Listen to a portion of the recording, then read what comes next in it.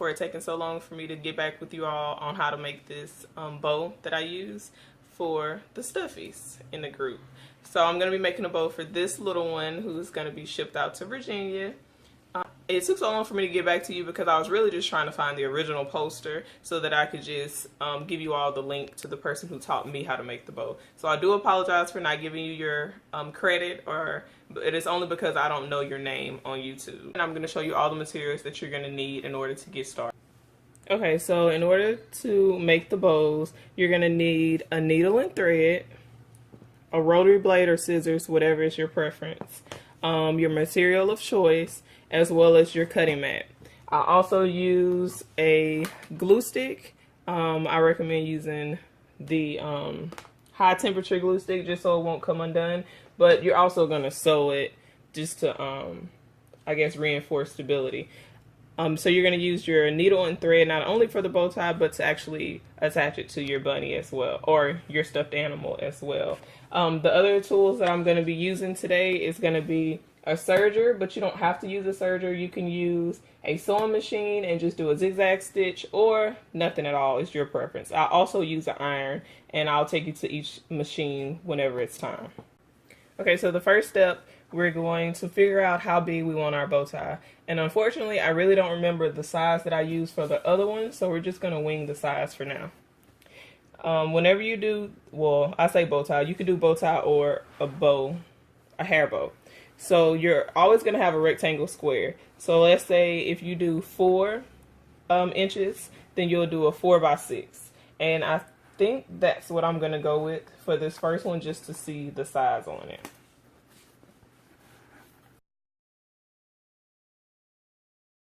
Okay, and the way that you'll test to see exactly how big your bow is going to be, you're going to fold it again. So that's how big the bow will be. And I think that's going to be perfect on her. You get the idea. I like that size bow. So this is a 4 by 6.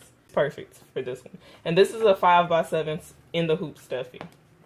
So from here, we're going to take this to the ironing board if you have one. Unfortunately, I don't have one in this room. But you're going to fold it lengthwise. Right sides together. I'm going to take it to the ironing board and I'll be right back.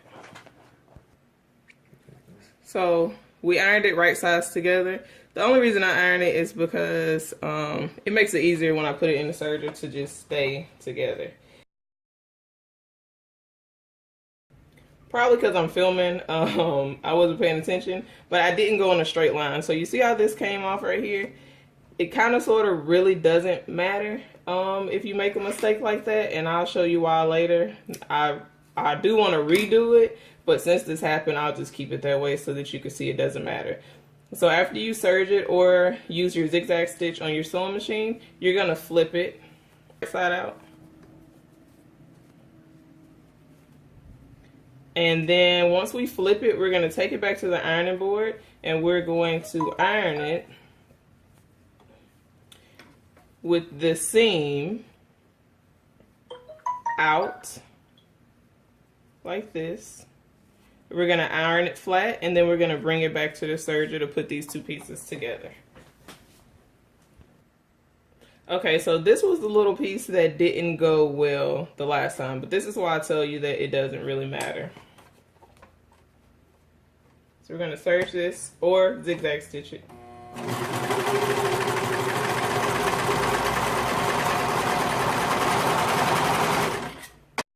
Okay, so this was the piece that didn't stick together. Once we have it serged, cut. Now this is what does matter. Cut off all the extra little strings because you don't want it to show through unless you're using serger thread that's the same color as your material.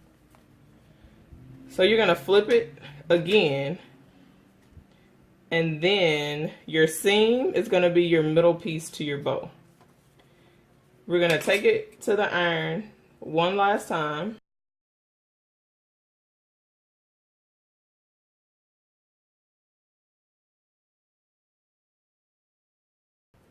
So then we're going to fold.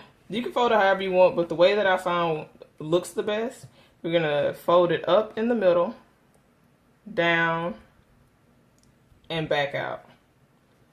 Up, down, back out. Like that. It gives you a perfect little bow on both sides. So you can really look at it and see which side you like. I think I like this side better. It has more detail in the fold. And once you have it folded, you're going to take your needle and thread and go down the middle.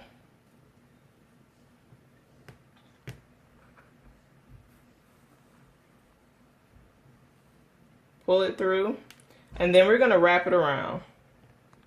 Don't go back in. Well, I guess you could, but it just makes it easier to go back around. That's the side I like. I'm going to wrap it one more time. And then you can go ahead and put it through the thread, cut it, tie it, and you're ready for your next step. Okay, so now we have our bow basically. And now we're going to use our hot glue gun again. Just going to put some right in the middle. Flip it over to the back.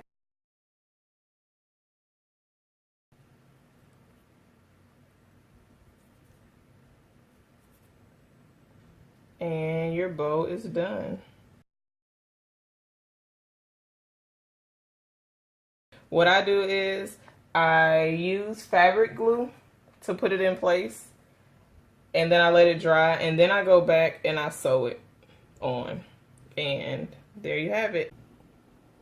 Okay, so once you get it on, I mean, you could play with it or do whatever you want, but you get the idea. That's the bow. And if you don't want to make a stuffy, you could put it on a hair clip, you could put it on a headband, you can do whatever you want with it. You can also double it and make it 2 colors, and I'll just have to post a picture of that later.